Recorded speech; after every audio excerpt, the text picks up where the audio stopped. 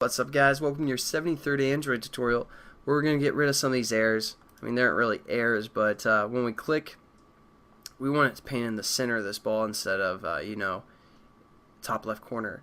Well, at least make it seem like it's being painted in the center right where we touch.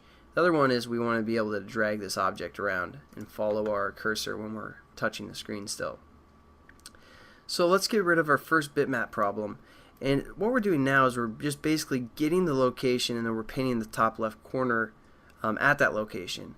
But what we want to do instead is, for example, if I click right in the center of the screen, it paints our bitmap a little lower and a little more to the right. So what we're going to do, right here is our X and our Y. We're going to take our X minus half of our bitmap width. And then that's going to give us right here, it'll paint. And then we're going to do the Y minus half of the height, so we're going to paint here. So basically, here's our X and Y, and then we're going to subtract half of our width of our bitmap, so here, and half of our height, and then we're going to go here. This is the point that's going to give us, and then we're going to draw our bitmap.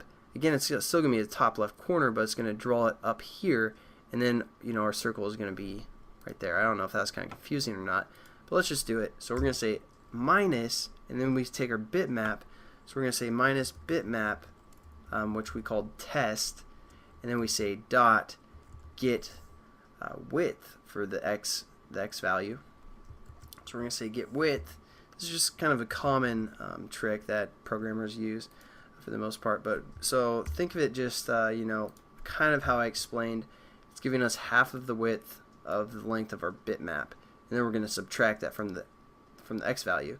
We're also going to do that for the y value as well. So we're going to say minus test dot get height this time divided by 2.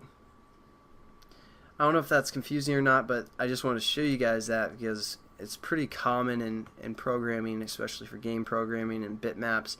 And now when we run or let's just finish it because the other problem's pretty simple as well.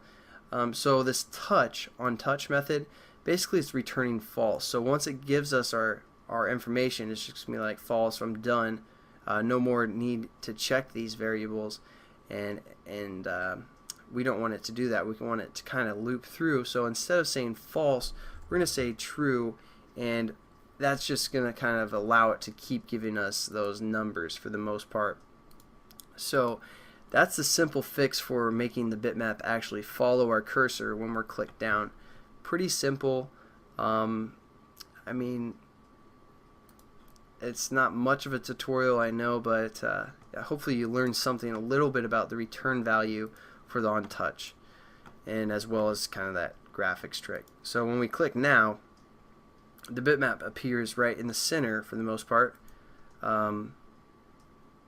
Yeah, right where we click, it seems like it's appearing right there. And then the other thing we need to do is click and drag. And as you can see now, since we changed that return from false to true, our bitmap is kind of following us along. And in the next tutorial, not quite sure what we're going to do yet. I might do a little, maybe like 1 or 2 more on this graphic stuff, and then we're going to get into something completely different. So I'll catch you guys then. Peace.